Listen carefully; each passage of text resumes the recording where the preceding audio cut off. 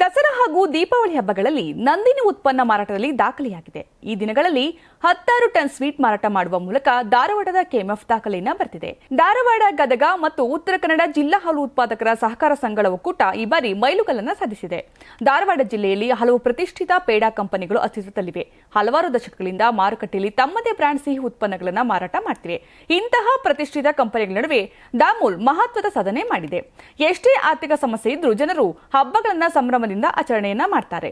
ದಸರಾ ಹಬ್ಬದಿಂದ ದೀಪಾವಳಿ ಕೊನೆ ದಿನದವರೆಗೆ ದಾಮೂಲ್ ಒಟ್ಟು 18.8 ಟನ್ ಸ್ವೀಟ್ ಮಾರಾಟ ಮಾಡಿ ದಾಖಲೆಯನ್ನ ಸೃಷ್ಟಿಸಿದೆ. ಸುಮಾರು 20 ದಿನಗಳ ಅವಧಿಯಲ್ಲಿ ಸುಮಾರು 80 ಲಕ್ಷ ರೂಪಾಯಿ ವಹಿವಾಟನ್ನು ನಡೆಸಿದೆ.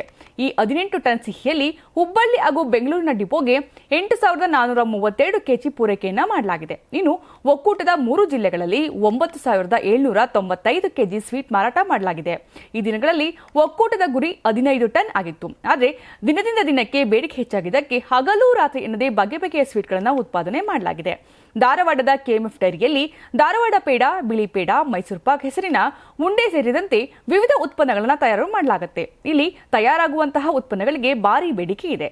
ಇತ್ತೀಚಿನ ದಿನಗಳಲ್ಲಿ ಹಾಲಿನ ಸಂಗ್ರಹಣೆಯಲ್ಲೂ ಒಕ್ಕೂಟ ದೊಡ್ಡ ಸಾಧನೆ ಮಾಡಿತ್ತು. 3 ಜಿಲ್ಲೆಗಳಿಂದ ದಿನವೊಂದಕ್ಕೆ ಸರಾಸರಿ 1,60,391 ಲೀಟರ್ ಹಾಲು ಶೇಖರಣೆಯಾಗ್ತಿತ್ತು. ಆದರೆ ಈ ವರ್ಷದ ಸೆಪ್ಟೆಂಬರ್ನಲ್ಲಿ ತಿಂಗಳಿಗೆ ಒಟ್ಟು 2,23,203 ಲೀಟರ್ ಹಾಲು ಶೇಖರಣೆಯಾಗಿದೆ. ನೀವು ಸಣ್ಣ ಆಗ್ಬೇಕಲ್ವಾ? ಅದು ಒಂದು ಉತ್ತಮ ಆಹಾರದಿಂದ ಸಣ್ಣ ಆಗ್ಬೇಕಲ್ವಾ? ಪ್ರತಿದಿನ ನಮ್ಮ ಜೀನಿ ಸ್ಲಿಮ್ ನ ಯೂಸ್ ಮಾಡಿ ಯಾವುದೇ ಸೈಡ್ ಎಫೆಕ್ಟ್ ಇಲ್ದಂಗೆ ನೀವು ಸಣ್ಣ ಆಗ್ತೀರಾ.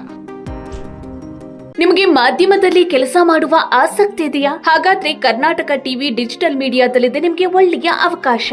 ಆಯ್ಕೆಯಾದವರಿಗೆ ಉಚಿತ ತರಬೇತಿ ಕೊಡ್ತೀವಿ. ತರಬೇತಿ ನಂತರ ಕೆಲಸ ಮಾಡುವ ಅವಕಾಶನೂ ಕೊಡ್ತೀವಿ. ಈ ಕೂಡಲೇ ನಿಮ್ಮ ಮಾಹಿತಿಯನ್ನ ಮೇಲ್ ಮಾಡಿ.